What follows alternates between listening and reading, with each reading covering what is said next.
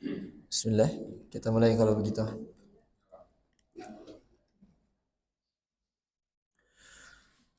Bismillahirrahmanirrahim. Assalamualaikum warahmatullahi wabarakatuh. Alhamdulillahi rabbil alamin wa bihi nasta'in wa ala umurid dunya waddin. Wassalatu wassalamu ala ashrafil anbiya'i wal mursalin nabiyyina Muhammadin wa ala alihi wa ashabihi wa man tabi'ahum bi ihsanin ila yaumiddin. Amma ba'd.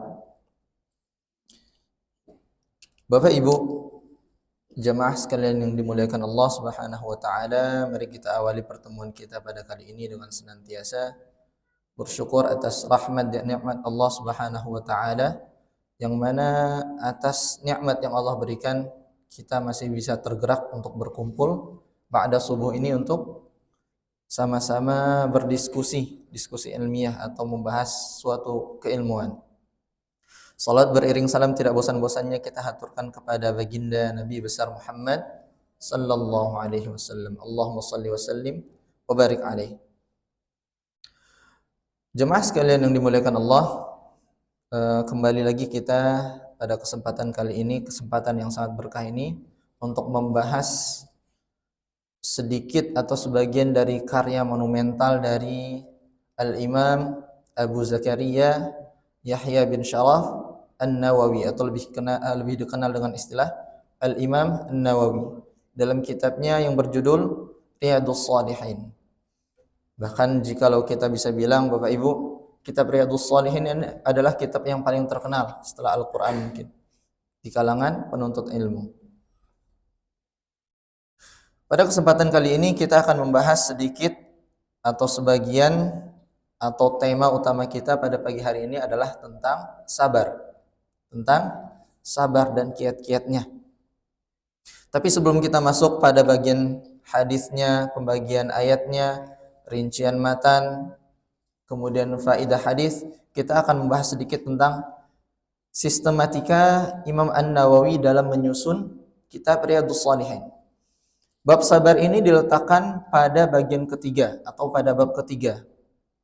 Jadi Al-Imam An-Nawawi rahimahullahu taala menyusun kitab Riyadhus Shalihin sebagai panduan praktis menuju akhirat atau panduan bekal bagi seorang hamba untuk menuju akhiratnya. Maka dari itu Al-Imam An-Nawawi menempatkan bab-bab yang sangat penting di awal. Di antaranya jikalau kita menelisik kitab tersebut, bab pertama itu tentang ikhlas dan niat. Tujuannya dan tidak bukan adalah sebagai fondasi utama dari amalan seorang hamba. Innamal a'malu binniyat. Sungguhnya nilai suatu amalan itu bergantung pada niatnya. Kemudian Al-Imam An-Nawawi rahimahullahu taala melanjutkan karangannya, tulisan beliau pada bab kedua, yaitu tentang at-taubat. Setelah niat, pindah Al-Imam An-Nawawi ke bab taubat. Mengapa demikian? Tujuannya tidak lain dan tidak bukan adalah sebagai langkah pembersihan diri seorang hamba dari noda dosa-dosa sebelumnya. Kemudian baru setelah niat dan taubat, Al-Imam An-Nawawi menuliskan kitab sabar. Tujuannya adalah sebagai perisai dan bahan bakar utama seorang hamba agar konsisten atau agar istiqomah setelah ia bertaubat dan mengikhlaskan niatnya beribadah kepada Allah Subhanahu wa taala. Hal ini mengajarkan kepada kita jamaah sekalian bahwa tidak ada ketetapan iman yang bisa bertahan tanpa kesabaran. Tidak ada ketetapan iman yang bisa bertahan tanpa kesabaran. Jadi mungkin ketika suatu melaksanakan amal ibadah muncul semangat kita yang menggebu-gebu. Akan tetapi ketika di pertengahan amal ibadah tersebut tiba-tiba loyo, tiba-tiba kehilangan semangat.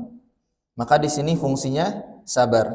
Mengapa demikian? Karena iman itu Bapak Ibu naik turun.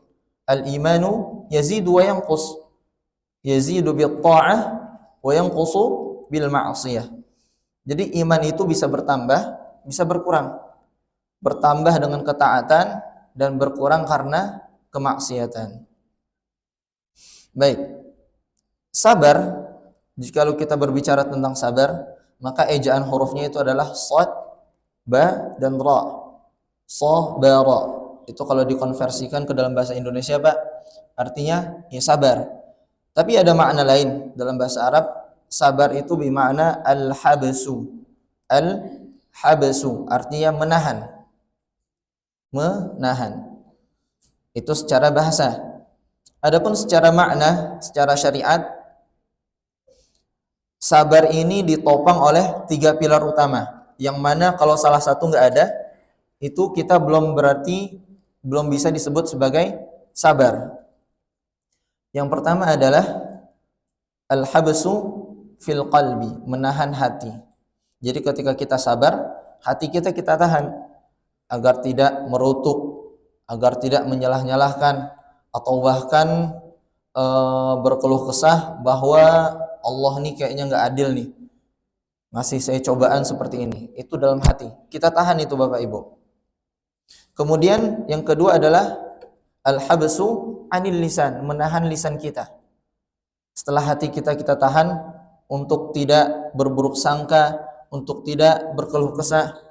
Kemudian kita juga harus tahan kita tahan lisan kita agar tidak banyak mengeluh, agar tidak mengumpat, agar tidak mengucapkan kata-kata yang dibenci Allah ketika sesuatu terjadi tidak sesuai dengan perkiraan kita. Jadi yang pertama al-habsu fil qalbi, kemudian al-habsu fil lisani, yang ketiga adalah al-habsu fil jawarih, menahan anggota tubuh. Setelah kita menahan hati kita menahan lisan kita menahan anggota tubuh kita untuk tidak melakukan sesuatu yang dibenci Allah. Bisa jadi ketika kita sudah berusaha untuk sabar, kita tahan lisan kita tahan hati kita, akan tetapi anggota tubuh kita tidak bisa menahan. Entah itu direfleksikan dalam bentuk menghancurkan benda-benda di sekitar, merobek pakaian, memukul, atau bahkan menyalahkan orang yang tidak ada kaitannya. Ketika kita berhasil menahan anggota tubuh kita, maka sudah lengkap yang namanya kita sebagai seorang yang sabar. Seorang yang sabar. Jadi nggak bisa kita sebut, Ustaz, saya sudah sabar, tapi saya mukul orang. Itu belum dibilang sabar. Atau Ustaz, saya nggak bisa nahan anggota tubuh saya untuk mukul orang, tapi lisan saya nggak mencaci, Ustaz. Ya itu juga nggak bisa dihitung sabar. Yang mana 3 hal ini harus lengkap baru kita bisa disebut sabar. Jadi ada 3 tadi, jemaah sekalian. Yang pertama apa? Menahan hati, menahan lisan, menahan anggota tubuh dari berbuat hal-hal yang dibenci Allah Subhanahu wa taala. Jemaah sekalian yang dimuliakan Allah Subhanahu wa taala, berbicara tentang sabar ini di dalam Islam, sabar ini memiliki tingkatan-tingkatan. Ada bahasanya itu kelasnya masing-masing. Dan para ulama merumuskan bahwa sabar itu terbagi menjadi 3 kelas. Sabar itu terbagi menjadi 3 kelas. Kalau tadi di awal sabar itu terdiri dari 3 hal yang harus kita jaga. Kalau ini pengelompokan, sabar itu ada terbagi menjadi 3 hal secara garis besarnya. Yang pertama adalah sabar dalam ketaatan kepada Allah Subhanahu wa taala. As-sabru ala ta'atillah. As-sabru ala ta'atillah. Ketika disebutkan as-sabru ala ta'atillah, ketaatan kepada Allah, kita harus bersabar. Pertanyaannya, jemaah sekalian, bukankah ketaatan dan amal ibadah itu mendatangkan pahala? Terus, mengapa kita harus sabar untuk mendapatkan pahala? Bukankah amal ibadah yang kita lakukan itu ganjarannya sudah pasti dapat pahala? Terus, apa fungsinya sabar di sini? Apakah sabar dibutuhkan dalam ketaatan kepada Allah? Maka jawabannya adalah sangat dibutuhkan. Mengapa demikian? Karena tidak semua ibadah yang disyariatkan dalam agama Islam bisa dilakukan oleh setiap mukmin. Contohnya ibadah yang melibatkan fisik. Misalnya berpuasa. Ketika datang perintah, ya ayyuhalladzina amanu kutiba alaikumus shiyam, diwajibkan atas kalian berpuasa.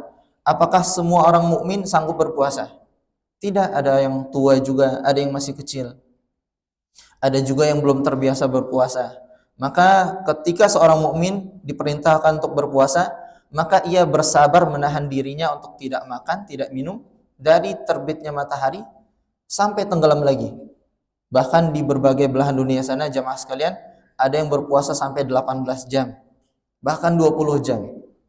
Maka ini sudah tentu puasa terhitung sebagai ibadah yang membutuhkan kesabaran. Karena kalau dia tidak sabar, dia udah berbuka di tengah harinya. Begitu pula ketika sedang sholat. Contoh, kita ambil contoh sholat tarawih pada bulan Ramadan, atau sholat-sholat lain yang membutuhkan rakaat yang banyak. Tidak semua mukmin itu tahan sholat lama-lama. Bahkan seringkali dari kita sendiri ketika sholat di suatu tempat, imamnya bacanya agak panjang. Masya Allah, ini kapan Pak Imamnya ruku ini? Lama sekali, panjang sekali bacaannya gitu. Maka di sini dibutuhkan yang namanya kesabaran dalam ketaatan kepada Allah Subhanahu wa taala. Itu yang pertama Bapak Ibu, as-sabru ala ta'atillah. Kemudian yang kedua adalah as-sabru an ma'siyatillah, bersabar dari meninggalkan kemaksiatan kepada Allah Subhanahu wa taala. Nah, di zaman sekarang jamaah sekalian, yang dimana maksiat itu merajalela, fitnah itu bertebaran di mana-mana. Kita bisa melihat suatu hal yang tidak pantas secara langsung lewat handphone. Ketika sedang buka sesuatu, tiba-tiba nongol hal yang tidak bagus, muncul gambar-gambar yang membuka aurat. Di sini tugas kita sebagai seorang hamba untuk menjaga diri kita dari kemaksiatan kepada Allah. Tadi as-sabru ala ta'atillah, jikalau kita analogikan seperti kita berkebun Bapak Ibu. Kita sedang memiliki kebun, sedang menanam. Maka as-sabru ala ta'atillah di sini fungsinya seperti kita merawat dan menjaga kebun kita. Jadi kebun kita itu kita jaga tuh, kita rawat, kita siram, kita hilangkan rumput-rumput liar. Itu as-sabru ala ta'atillah. Dan as-sabru an ma'siyatillah, ini seperti kita menjaga kebun kita dari hama-hama yang datang. Karena sudah pasti ketika kita misalnya bersawah, nanti muncul yang namanya hama berupa serangga atau tikus. Nah, kita jaga itu kebun kita. Seperti ini analogi dari as-sabru an ma'siyatillah, menjaga kebun kita dari hal-hal yang sifatnya merusak. Kalau as-sabru an ma'siyatillah, menjaga diri kita dari bahaya-bahaya di luar sana yang merusak keimanan kita. Maka sudah tentu as-sabru an ma'siyatillah ini termasuk sabar yang tingkatannya berat. Apalagi di zaman kita seperti sekarang ini. Kemudian yang ketiga, as-sabru ala qada ilaihi wa qadri.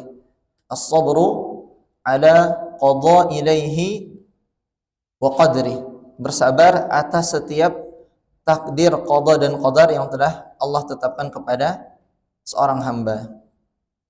Jamaah sekalian yang dimuliakan Allah, di dunia kita yang fana ini, di dunia kita yang sifatnya sementara ini, pastilah Allah Subhanahu wa taala menurunkan atau memberikan cobaan kepada setiap hambanya. Dan tidak ada hambanya yang tidak mendapat cobaan dari Allah. Semua dari kita pasti memiliki cobaan masing-masing. Entah itu berupa kesulitan ekonomi, entah itu berupa ditinggal keluarga yang kita sayangi, atau anak kita yang meninggal. Maka sudah tentu setiap mukmin itu mendapatkan cobaan dari Allah Subhanahu wa taala. Akan tetapi satu hal yang harus kita sadari jamaah sekalian, Allah ketika menciptakan sesuatu itu tidak mungkin sia-sia. La taj'alullahu syai'an abatha. Allah Subhanahu wa taala menjadikan sesuatu itu tidak pernah sia-sia. Pasti ada hikmah di baliknya. Itu yang harus kita yakini pertama kali. Dan tidak lain dan tidak bukan cobaan yang Allah berikan, ujian yang Allah berikan kepada kita itu pasti ada tujuannya. Di antaranya yang pertama adalah Allah Subhanahu wa taala ingin tahu sejauh mana kualitas keimanan kita. Karena ketika nggak diuji kita nggak tahu dong. Bisa aja kita bilang, wah saya keimanannya Nilainya kalau 1 sampai 100, nilai saya 110 gitu misalnya. Bisa aja kita berbicara seperti itu. Akan tetapi apa buktinya? Maka Allah Subhanahu wa taala menurunkan cobaan atau memberikan ujian kepada hambanya dengan tujuan untuk menguji sejauh mana keimanan hamba tersebut. Kemudian bersamaan dengan itu, dengan Allah turunkan cobaan kepada hamba, ujian kepada seorang hamba, maka itu adalah tanda cinta Allah. Allah tuh cinta sama hamba tersebut. Karena hal tersebut sejalan dengan sebuah hadis, inna 'izamil jaza ma'a 'izamil bala. Besarnya suatu balasan itu sama besarnya dengan cobaan yang diberikan. Wa inna Allah ta'ala idza ahabba qauman ibtalahum. Dan ketika Allah Subhanahu wa taala mencintai suatu kaum, mencintai seseorang, ibtalahum, maka Allah Subhanahu wa taala menguji hamba tersebut.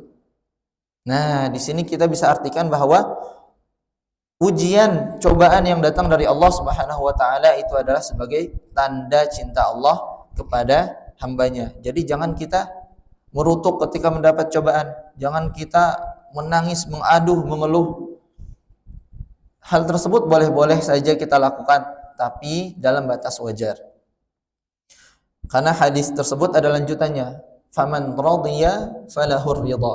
Barang siapa ridha atas apa yang Allah tetapkan kepadanya, falahur ridha, maka Allah akan ridha kepadanya. Wa man sakhita falahus sukhtu. Dan barang siapa yang berkeluh kesah, barang siapa yang marah-marah atas apa yang telah Allah tetapkan kepadanya, maka Allah juga akan marah kepadanya. Jadi kita ubah perspektifnya jemaah sekalian.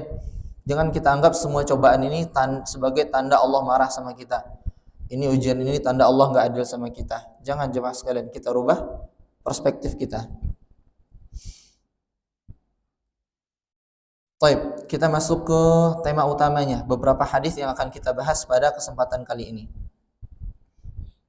Mari sedikit kita kaji secara rinci hadis dan terjemahannya, kemudian faedah-faedah hadisnya kita akan bahas secara simpel dengan bahasa yang sangat mudah. Yang pertama adalah hadis dari Abi Yahya Suhaib bin Sinan radhiyallahu anhu. Rasulullah sallallahu alaihi wasallam bersabda, "Ajaban li amril mu'min, inna amrahu kullahu khairun wa laysa dzaka li ahadin illa lil mu'min." Ajaban, jemaah sekalian. Hadis ini perkataan Nabi diawali dengan kalimat ajaban. Apa artinya ajaban jemaah sekalian? Ajib, ta'jub. Sungguh menakjubkan urusan seorang mukmin. Inna amrahu kullahu khair. Karena semua perkara yang terjadi dalam hidupnya itu adalah kebaikan. Walaysa dzaka li ahadin illa lil mu'min. Dan hal tersebut tidak terjadi kepada orang lain kecuali kepada seorang mukmin. Kemudian dijelaskan, in asabathu sarra syakara fakana khairan lahu. Ketika suatu kesenangan ia mendapatkan nikmat dari Allah, syakara, kemudian ia bersyukur, fakana khairan lahu, maka hal tersebut baik baginya. Wa in asabathu ad-dharra sabara fakana khairan lahu. Dan ketika ia ditimpa musibah, sabar, ia bersabar, fakana khairan lahu, maka itu adalah kebaikan juga untuknya. Hadis ini diriwayatkan oleh Al-Imam Muslim dengan nomor hadis 2999. Faedah dari hadis ini adalah yang pertama, sabar dan syukur itu adalah dua hal yang tidak terpisahkan. Di sini disebutkan in asabathu sarra syakar. Ketika kita mendapatkan kesenangan, ketika seorang mukmin diberikan nikmat berupa kesenangan, syakar, ia bersyukur kepada Allah Subhanahu wa taala, fakana khairan lahu, maka hal tersebut menjadi kebaikan baginya. Artinya ketika kita mendapatkan suatu nikmat, kita mendapatkan rezeki yang tak terhingga, rezeki yang tak terduga, kemudian kita bersyukur, maka hal tersebut menjadi pahala bagi kita dengan rasa syukur tersebut.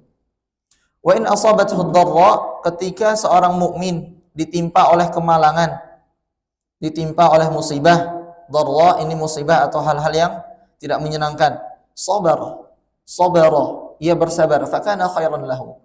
Maka itu adalah kebaikan baginya. Ketika ia ditimpa musibah, kemudian ia bersabar, maka ia mendapatkan pahala dari sabarnya tersebut. Jadi tidak ada yang sia-sia. Makanya di sini disebutkan ajaban li amril mu'min. Sungguh menakjubkan urusan seorang mukmin. Jadi tidak ada yang sia-sia dari apa yang ia lakukan. Ketika ia mendapatkan kesenangan, ia bersyukur, maka ia dapat pahala. Ketika ia mendapatkan ujian, mendapatkan musibah, ia bersabar, maka ia mendapatkan pahala juga. Jadi tidak ada yang sia-sia. Kemudian hadis kedua, hadis yang diriwayatkan oleh Al-Imam Anas bin Malik, bukan Malik bin Anas. Anas bin Malik radhiyallahu anhu, ia bercerita bahwa Rasulullah sallallahu alaihi wasallam suatu ketika pernah melewati seorang perempuan yang mana perempuan tersebut sedang menangis terseduh-seduh di atas kuburan anaknya. Kemudian Rasulullah sallallahu alaihi wasallam berkata, "Ittaqillaha wasbiri." Bertakwalah kepada Allah dan bersabarlah. Tapi apa jawaban perempuan tersebut? "Ilaika anni." Biarkan aku, tinggalkan aku. Fa innaka lam tash'ur bi musibati. Karena sesungguhnya engkau tidak tahu musibah apa yang menimpaku. Karena tadi posisinya perempuan itu enggak tahu siapa yang berbicara dengannya. Maka dia langsung berkata seperti itu. Pergilah, biarkan saya. Jangan ganggu saya. Kamu itu enggak tahu musibah apa yang saya alami. Kemudian sahabat lain ketika mendengar tersebut ingin marah, tapi Rasulullah membiarkannya dan tetap berlalu. Kemudian sahabat yang lain mendatangi perempuan tersebut dan bertanya, "Apakah engkau tahu dengan siapa engkau berbicara tadi?" Perempuan itu berkata, "Saya tidak tahu. Orang yang berbicara denganmu tadi adalah Rasulullah. Orang yang berbicara denganmu tadi adalah Muhammad Rasulullah." Maka mendengar hal tersebut, perempuan itu kaget. Dia langsung bersegera berdiri mendatangi rumah Rasulullah. Kemudian dia meminta maaf di sana. Kemudian Rasulullah mengatakan satu hal yang menjadi hukum kaidah fikih sampai sekarang, yaitu innamas sabru 'inda as-sadamatil ula. Innamas sabru 'inda as-sadamatil ula. Sesungguhnya sabar yang sempurna, pahala sabar yang sempurna itu dinilai pada benturan pertama atau kejutan pertama. Kita akan bahas nanti sedikit di as-sadamatul ula, jemaah sekalian. Faedah hadis yang bisa kita dapatkan pada hadis ini adalah tentang ujian tingkat kesabaran. Di hadis tersebut ada kalimat as-sadamatul ula atau benturan pertama, kejutan pertama, detik-detik pertama musibah tersebut terjadi. Dari hadis ini kita bisa melihat ujian tingkat kesabaran seseorang itu berbeda-beda. Kita semua bisa aja pasrah setelah mendapatkan takdir yang nggak bisa kita lawan. Tapi itu setelah jeda beberapa waktu. Nah, adapun sabar yang mendatangkan pahala yang tertinggi adalah ketika kita mampu mengendalikan lisan kita mampu mengendalikan hati kita mampu mengendalikan anggota tubuh kita dari emosi, dari melakukan hal-hal yang tidak bagus pada detik-detik pertama ketika musibah tersebut terjadi. Banyak dari kita yang ketika dapat musibah secara mendadak kita kaget dan kita nggak bisa mengendalikan diri kita. Tiba-tiba marah, tiba-tiba naik pitam, tiba-tiba melampiaskan. Itu tidak lain dan tidak bukan adalah karena efek kejut yang diberikan dari musibah tersebut. Nah, maka di sini disebutkan innamas sabru 'inda sadamatil ula. Sungguhnya pahala sabar yang sempurna itu dinilai dari benturan pertama atau detik-detik pertama ketika musibah tersebut terjadi kepada kita. Kemudian faedah hadis yang kedua adalah tentang berbicara tentang akhlak Rasulullah SAW. Bayangkan jemaah sekalian, seorang nabi, manusia paling mulia yang diakui kemuliaannya itu oleh Allah Subhanahu wa taala. Ketika ada yang berbicara kepada beliau, "Ilaika anni." Tinggalkan saya. Dalam artian kalau diterjemahkan itu, pergi sana. Enggak usah ganggu urusan saya. Padahal yang berbicara itu adalah umatnya. Bisa saja Nabi Muhammad berkata, "Apakah engkau enggak tahu saya siapa?" Atau Nabi Muhammad bisa aja marah, atau Nabi Muhammad bisa aja jengkel kepada orang tersebut. Tapi Nabi Muhammad enggak melakukan hal tersebut. Itu tidak lain tidak bukan adalah karena akhlak Rasulullah itu adalah akhlak yang sempurna. Rasulullah tahu bahwa perempuan ini sedang tergoncang jiwanya. Perempuan ini sedang tidak stabil emosinya. Tidak serta-merta Rasulullah berkata, apakah engkau tidak tahu saya siapa? Tapi Rasulullah membiarkan dia pergi. Justru di situ menggambarkan bahwa Rasulullah ini adalah seseorang yang sempurna akhlaknya. Maka tidak salah hadis yang sering kita dengar, innama bu'itsu liutammima makarimal akhlak. Karena akhlak Nabi itu adalah akhlak yang paling sempurna dari seorang manusia.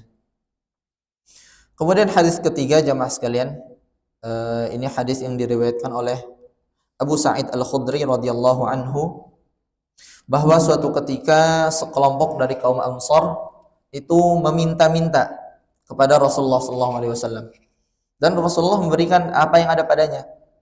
Setelah orang itu pergi, sebagian yang lain balik minta-minta lagi. Kemudian Rasulullah masih lagi, sampai harta yang ada pada Rasulullah itu habis. Kemudian Rasulullah berkata, ma yakun indi min khairin falan addakhirahu ankum. Apa yang ada padaku, suatu kebaikan atau harta, tidak akan aku simpan dari kalian. Apa yang ada padaku berupa kebaikan, berupa harta, tidak akan aku simpan dari kalian. Wa man yasta'fif yu'affahullah. Barang siapa yang menjaga dirinya, menjaga kehormatannya dari tidak meminta-minta, yu'iffahullah, maka Allah Subhanahu wa taala akan menjaganya. Wa man yastaghni yughnihillah. Barang siapa yang mencukupkan dirinya kepada Allah, maka Allah Subhanahu wa taala akan mencukupkannya.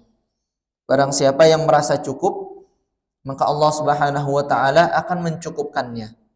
Wa man yatasabbar yusabbirhullah. Dan barang siapa yang melatih dirinya untuk bersabar, maka Allah akan menjadikan dirinya seorang yang penyabar. Ini inti hadis, ini inti dari hadis Abi Sa'id Al-Khudri. Wa man yatasabbar yusabbirhullah. Maka Allah Subhanahu wa taala akan menjadikan dia seorang yang penyabar ketika ia melatih dirinya untuk bersabar. Wa ma u'tiya ahadun 'ata'an khairan wa awsa'a minas sabr. Dan tidak ada satu pemberian pun yang diberikan kepada seorang hamba lebih baik dan lebih luas daripada kesabaran. Jadi kesabaran ini Bapak Ibu sekalian adalah anugerah Allah yang sangat luas, anugerah yang luar biasa, anugerah yang sangat luar biasa yang diberikan kepada seorang hamba. Jadi ketika kita bisa sabar atas suatu hal, itu artinya kita mendapatkan anugerah yang tidak ternilai harganya. Pelajaran dari hadis ini adalah yang pertama, waman yatasabbar yusabbirhullah. Barang siapa di antara kalian yang melatih kesabarannya, yusabbirhullah, maka Allah Subhanahu wa taala akan menjadikan dia seorang yang penyabar. Kalimat yatasabbar beda dengan sabara yabsuru. Sabara yasburu beda. Yatasabbar artinya melatih untuk bersabar. Dari lafaz hadis ini itu menjelaskan bahwa sabar itu tidak serta-merta diturunkan oleh gen. Sabar itu tidak diwariskan oleh orang tua. Jadi ketika dia bilang ini kakeknya penyabar, sudah pasti anaknya penyabar, belum tentu. Ini omnya penyabar nih, sudah pasti anaknya penyabar, belum tentu jemaah sekalian. Karena sabar itu bukanlah sesuatu yang instan kita dapatkan, tapi sabar itu adalah sesuatu yang bisa kita latih. Gak cukup dengan teori, tapi harus dipraktekkan. Kemudian faedah kedua dari hadis ini adalah kalimat wa ma u'tiya ahadun ata'an khairan wa awsa'a minas sabr. Dan tidak ada satu pemberian pun yang diberikan kepada seorang hamba, yang diberikan oleh Allah Subhanahu wa taala kepada seorang hamba lebih baik dan lebih luas daripada kesabaran. Artinya di sini adalah sifat sabar yang kita miliki, nikmat kita bisa bersabar atas suatu hal, itu adalah pemberian Allah Subhanahu wa taala yang sangat luar biasa. Ada satu lagi faedah dari hadis ini adalah di awal bait tadi disebutkan bahwa Rasulullah itu memberikan harta bendanya kepada orang yang meminta-minta sampai apa yang dimiliki oleh Rasulullah itu habis. Artinya di sini mencerminkan lagi-lagi akhlak Rasulullah bahwa beliau itu adalah seorang yang dermawan, dan beliau tidak menyimpan hartanya kecuali ia gunakan untuk kebaikan dan hal-hal yang bermanfaat di jalan Allah Subhanahu wa taala. Jemaah sekalian yang dimuliakan Allah Subhanahu wa taala, sedikit kita singgung ketika kita berbicara tentang sabar, maka ada satu nama yang sangat masyhur, yang sangat melekat dengan kesabaran selain Nabi Muhammad, yaitu Nabi Ayyub alaihi salam. Ketika muncul kalimat sabar, yang terfikirkan oleh kita itu adalah kisah Nabi Ayyub alaihi salam. Sedikit kita bicarakan tentang Nabi Ayyub. Nabi Ayyub alaihi salam secara nasabnya beliau itu adalah cucu dari Nabi Ishak.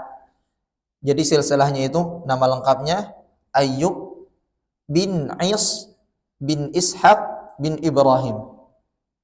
Beliau adalah seorang nabi yang diutus kepada suatu kaum di daerah Hauran.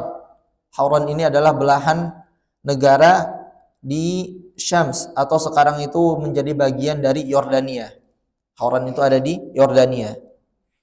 Dan Nabi Ayyub alaihi salam itu terkenal sebagai seorang yang kaya raya, saudagar yang kaya raya, memiliki puluhan ribu hektar tanah, memiliki ribuan ekor unta, kambing dan gembala lainnya. Jadi Nabi Ayyub ini adalah seorang saudagar yang kaya raya. Akan tetapi berbeda dengan zaman kita sekarang. Mungkin dari kita kalau udah kaya sedikit itu muncul sifat sombongnya. Tapi Nabi Ayyub ini tidak seperti itu. Nabi Ayyub ini menggunakan semua hartanya itu untuk berderma kepada orang-orang yang tidak mampu, berinfak kepada fakir miskin, dan hal tersebut membuat harta bendanya menjadi berkali lipat lebih banyak. Jadi ketika Nabi Ayyub itu ada di titik puncaknya, dia tidak serta-merta sombong, tapi semakin menguatkan ibadahnya kepada Allah Subhanahu wa taala. Dan pada momen ini setan tuh iri, Bapak Ibu. Iblis tuh iri. Melihat ini hamba nih udah taat kepada Allah, kemudian punya harta benda yang luas tapi dia tidak sombong.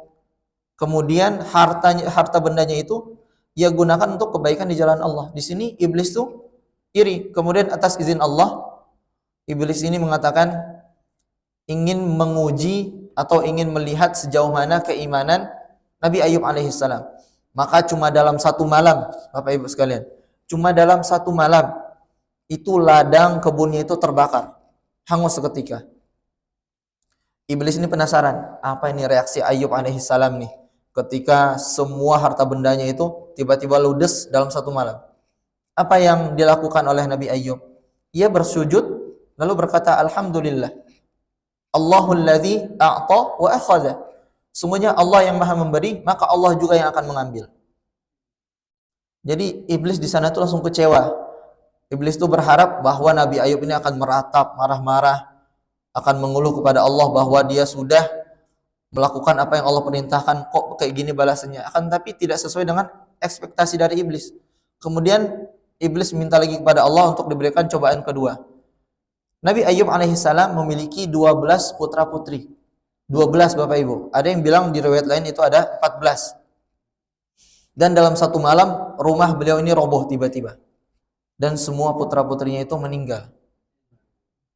Lalu apa tanggapan Ayyub alaihissalam? Ia tetap memuji Allah. Alhamdulillah, Allahul ladzi a'ta wa akhadha. Sungguhnya Allah yang memberi, maka Allah pula yang akan mengambil. Di sini iblis juga masih enggak senang ini. Ini kok enggak habis-habis stok sabarannya ini. Ini kok enggak habis-habis ini imannya ini. Kenapa masih bisa memuji Allah?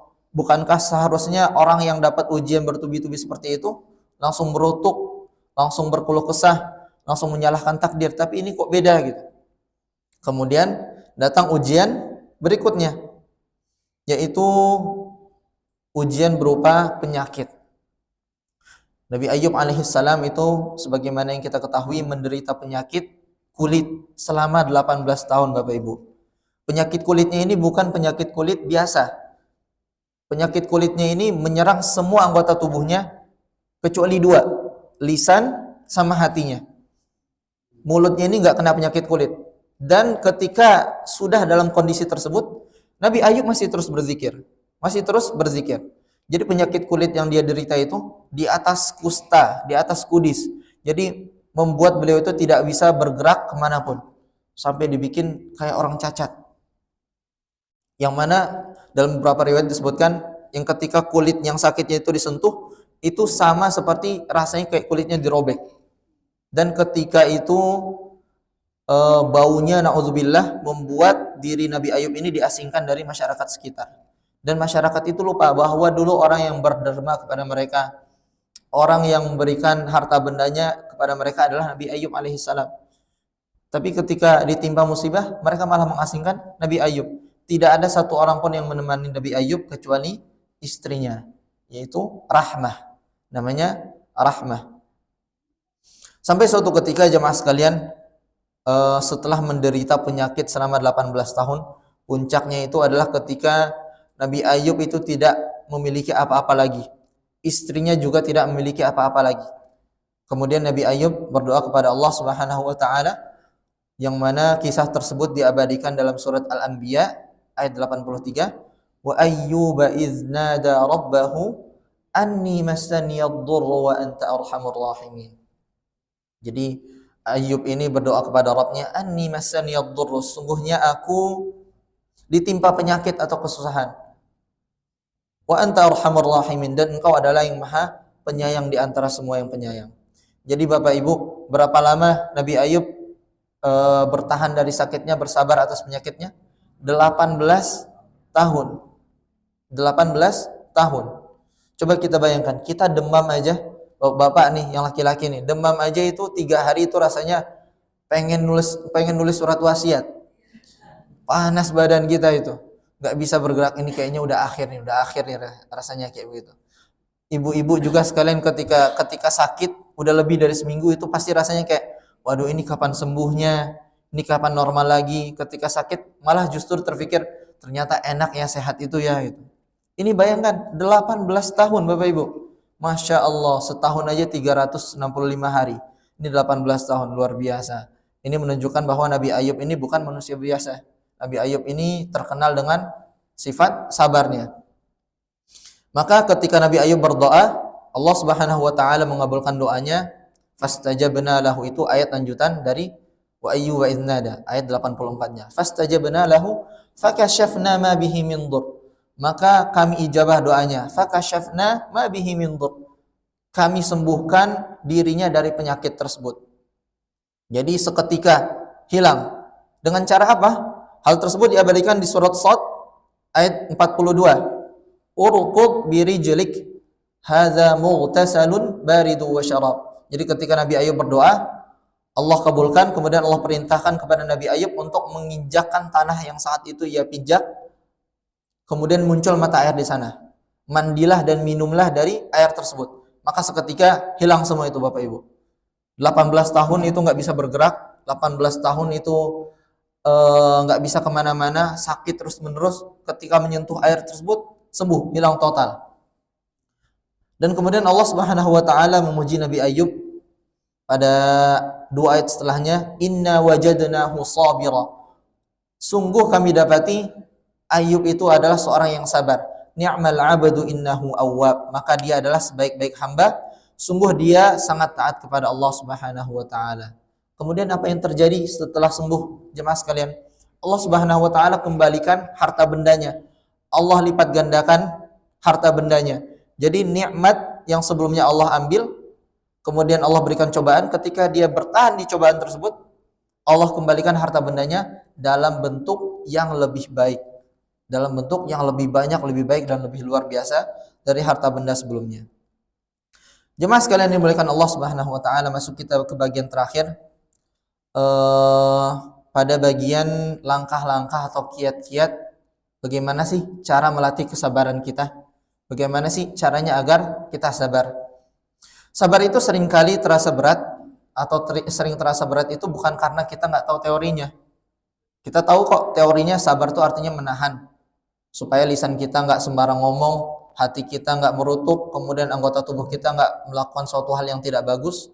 Tapi itu cuma teori. Yang paling susah itu apa? Prakteknya. Prakteknya paling susah. Karena apa sekalian?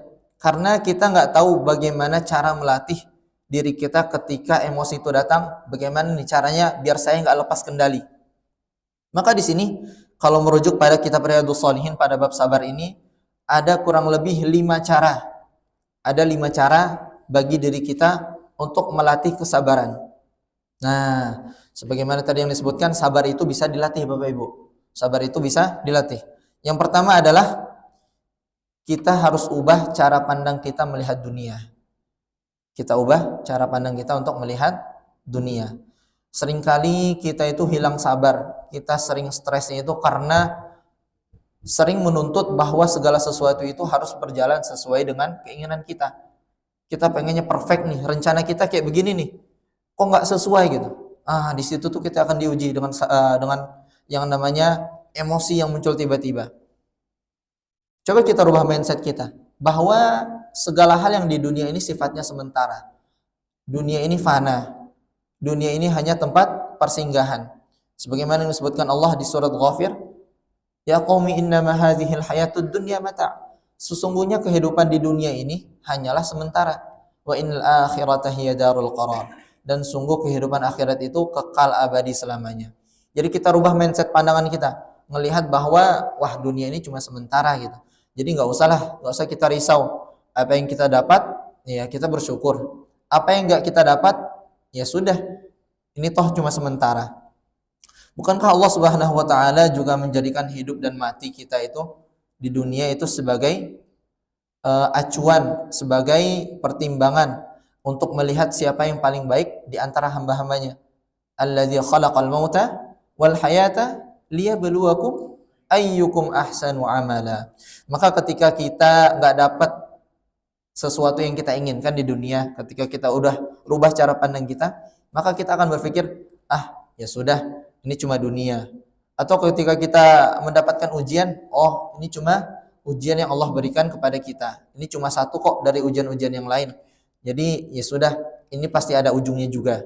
Maka itu yang disebut dengan mengubah sudut pandang kita, mengubah pola pikir kita tentang dunia. Kemudian yang kedua adalah kita menanamkan dalam pikiran kita bahwa setiap musibah yang terjadi itu adalah ajang pelebur dosa. Jadi setiap musibah yang kita alami itu sebagai hal-hal yang dapat meleburkan dosa kita. Termasuk sakit Bapak Ibu ya.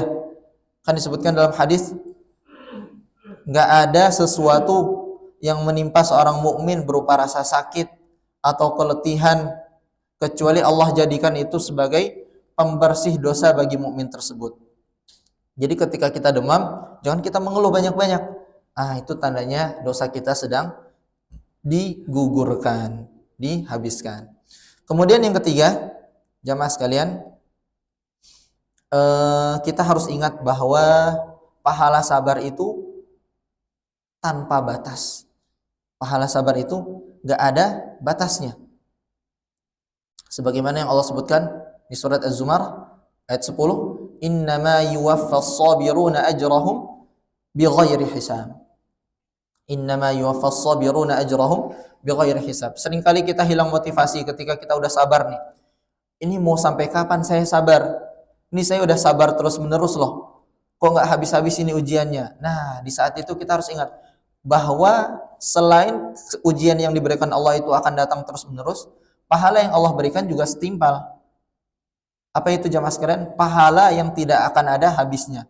Jadi ibarat perusahaan Bapak Ibu, ketika kita punya nilai lebih, itu perusahaan tuh ngasih bonus tuh biasanya. Ngasih gaji atau bonus. Nah, pahala sabar ini kita ibaratkan bonus yang diberikan. Tapi bedanya itu ibarat ngasih cek kosong. Cek kosong. Jadi kita bebas ngisi angkanya berapapun yang kita mau. Kurang lebih seperti itu pahala sabar. Ajrahum bighairi hisab. Tidak ada batasnya. Jadi ketika kita ingin marah gitu, kita ingin emosi, sabar. Ini kalau saya sabar nih, pahala saya nih unlimited nih. Nggak akan ada habis-habisnya. Maka kita tanamkan dalam pikiran kita bahwa pahala sabar tersebut akan dikonversikan menjadi pahala yang tiada batasnya. Kemudian yang keempat, ini dalam melatih diri kita untuk bersabar adalah kita harus ingat sabda Nabi Muhammad, kita harus ingat firman Allah, ya ayyuhalladzina amanu ista'inu bis-sabri was-shalah. Setelah sabar apa Bapak Ibu? Salat. Jadi ketika kita udah sabar nih, bagaimana caranya kita akan menjaga sabar tersebut supaya sabar tersebut gak hilang nih? Yaitu dengan salat. Dengan salat. Jadi sabar dan salat ini adalah dua hal yang tidak terpisahkan. Gak bisa tuh kita ketika marah sabar, sabar, sabar gitu. Itu tangan kita sudah siap mau mukul orang gitu. Nggak bisa. Jadi harus kita barengi dengan wah kayaknya harus sholat saya nih gitu. Karena dalam Al-Qur'an ya alladzina amanu ista'inu bis-sabri was-shalah. Sabar dan sholat itu adalah dua hal yang tidak terpisahkan. Kemudian yang terakhir, yang kelima, yaitu ini diajarkan langsung oleh Rasulullah SAW, mengambil teknik jeda atau amalan yang dilakukan Rasulullah. Dalam hadis disebutkan ketika seorang mukmin itu marah, maka ada 4 hal yang harus ia lakukan. Ini teknik yang diajarkan langsung oleh Rasulullah. Yang pertama adalah menahan lisan. Al-habsu 'anil lisan. Nah, sesuai dengan teori kita di awal, sabar itu menahan lisan. Jangan langsung kita respon. Karena seringkali Bapak Ibu, suatu hal itu menjadi hancur ketika emosi kita meledak di atas.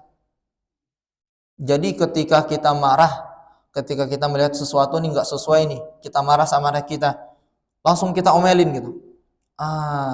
Itu tiba-tiba nanti entah si anak muncul traumanya, entah dari sana tersakiti hatinya, atau kita tiba-tiba marah ke saudara kita atau ke teman baik kita. Mulai dari saat itu mungkin aja pertemanan kita nggak akan sama lagi seperti sebelumnya. Karena apa? Karena emosi sesaat tadi. Jadi di sini Rasulullah mengajarkan kepada kita ketika emosi tersebut memuncak di ubun-ubun, tahan lisan kita. Apapun yang terjadi, tahan lisan kita. Nggak usah lama-lama, 5 detik aja. Tahan lisan kita. Kemudian ucapkan ta'awudz. A'udzubillahi minasyaitonir rajim. Karena apa? Karena sudah pasti ketika emosi kita naik, itu setan bisikin di telinga kita. Setan itu berkata, ayo marah, ayo marah, ayo marah gitu. Ayo marahin, minimal kasih kata-kata gitu. Minimal buat dia takut gitu. Maka di situ fungsi kita adalah mengendalikan diri kita supaya tidak marah. Kalau kita marah dalam 5 detik pertama, kita udah kalah sama setan berarti. Itu ketika kita marah, udah pasti setan tuh bergembira itu. Jadi ibarat pemain bola tuh pasti selebrasi itu, Pak. Wah, berhasil nih, sukses nih. Dia udah marah nih gitu.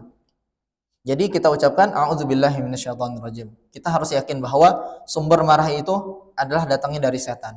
Tindakan yang kita lakukan setelah marah itu sering dari setan. Kan sering Bapak Ibu ketika kita marah, kita nggak sadar tiba-tiba kita udah ngelakuin apa gitu. Tiba-tiba kita udah mukul, baru setelah itu kita sadar, ya Allah ternyata tadi berlebihan ya. Ya Allah ternyata tadi udah kelewatannya gitu.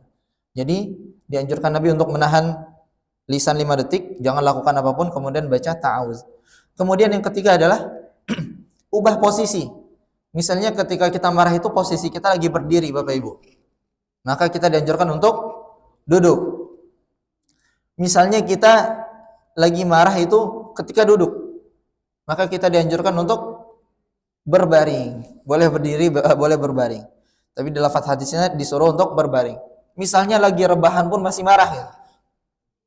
Berantemnya lagi rebahan gitu Bapak Ibu misalnya. Lagi ngobrol gitu, lagi rebahan, tiba-tiba berantem gitu. Masya Allah, apa yang kita lakukan? Masa tidur?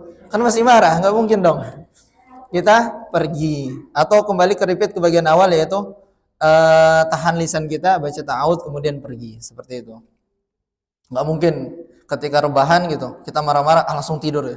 Nggak akan mungkin bisa tidur, nggak akan mungkin. Karena marah itu seperti api, itu bergejolak. Pasti langsung mikir, apa ya, saya serang dari sisi mana ya, apa yang mau saya lakuin ya gitu. Maka kita usahakan untuk pergi. Kemudian trik keempatnya adalah basuh dengan air wudhu. Ketika kita marah, kita udah menahan lisan, kita baca ta'awudz, kita rubah posisi, kemudian kita berwudhu. Nah, karena tadi sejatinya marah itu seperti api, Bapak Ibu sekalian. Dan api itu tidak akan mungkin bisa dipadamkan oleh bensin, tapi dengan air. Kita lakukan wudhu. Karena ini bisa juga dibilang sebagai salah satu reset fisik. Dalam artian ketika kita marah, kita bisa menormalkan kembali kondisi tubuh kita. Kita bisa menghilangkan sifat marah tersebut dengan air wudhu. Taib jemaah sekalian, itu kurang lebih teknik jeda atau hal yang diajarkan oleh Rasulullah ketika seorang hamba itu marah.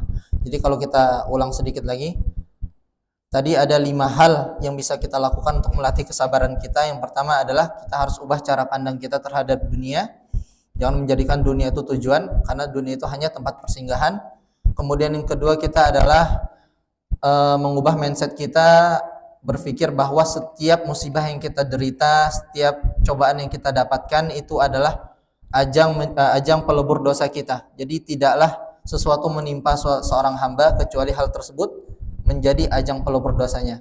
Kemudian yang ketiga adalah kita harus ingat bahwa pahala sabar itu tanpa batas.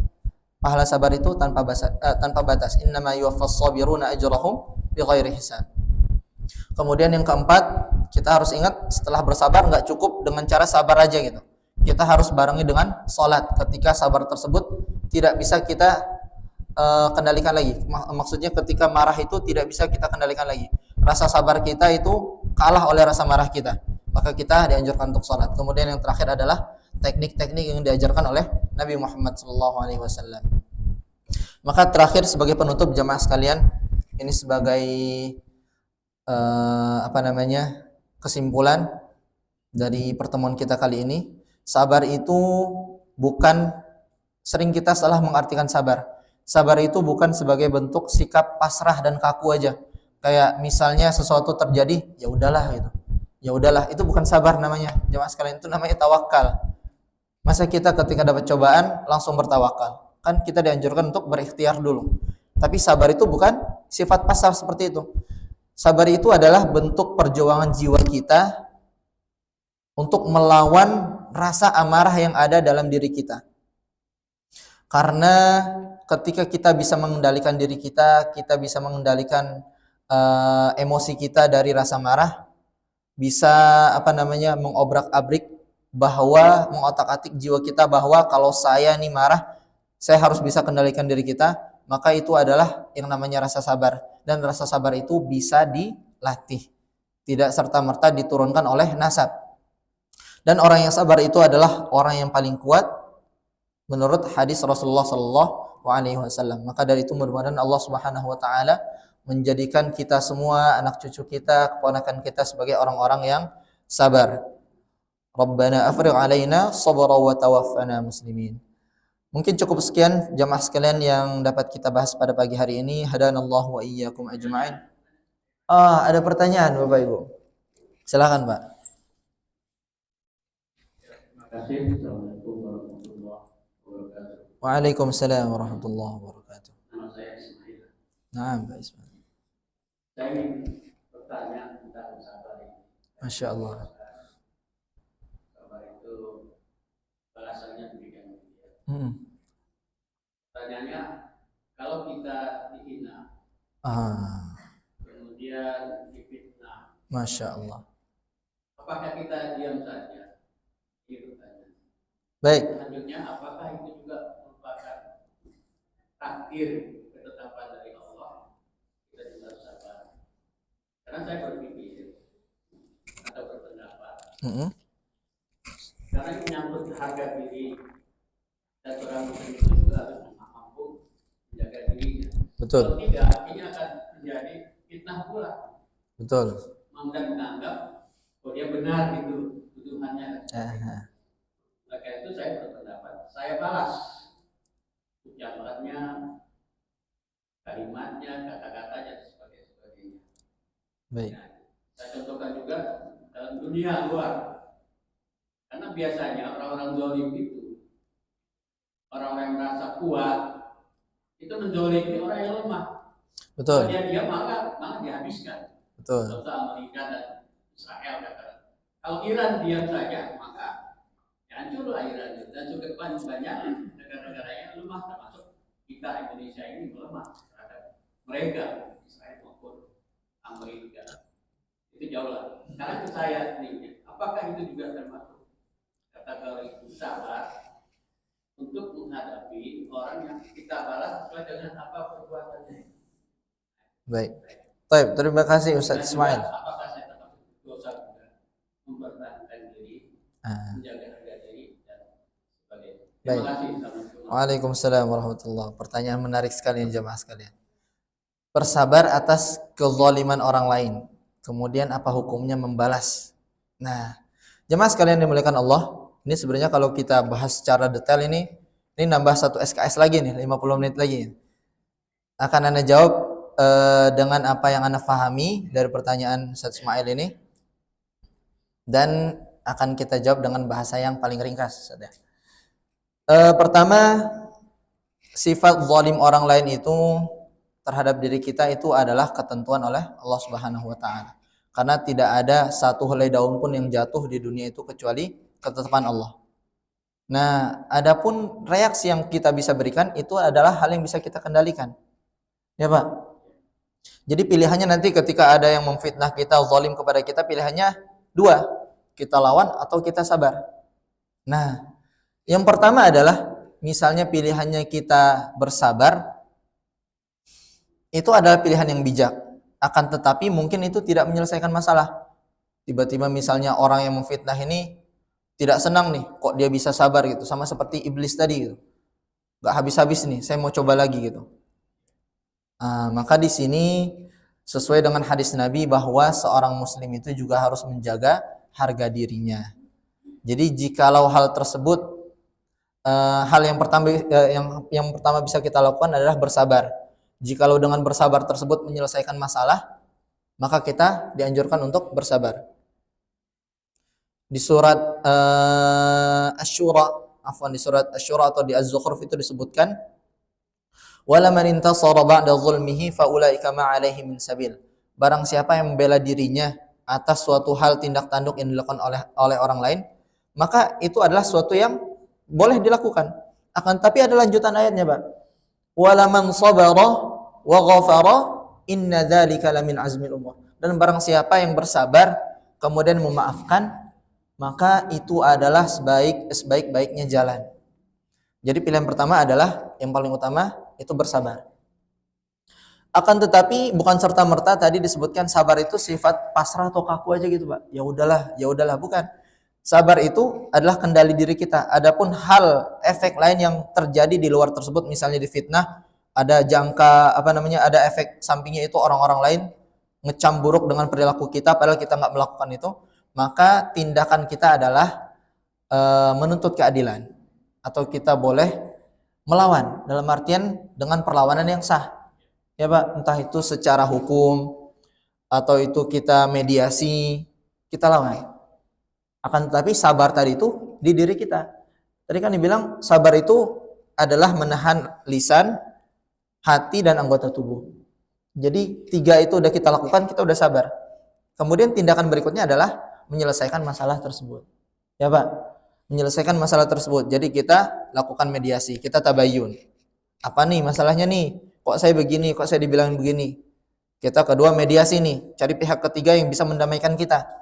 Atau misalnya tidak bisa juga, baru kita tuntut secara hukum. Begitu kurang lebih Bapak. Karena harga diri seorang muslim juga harus dijaga.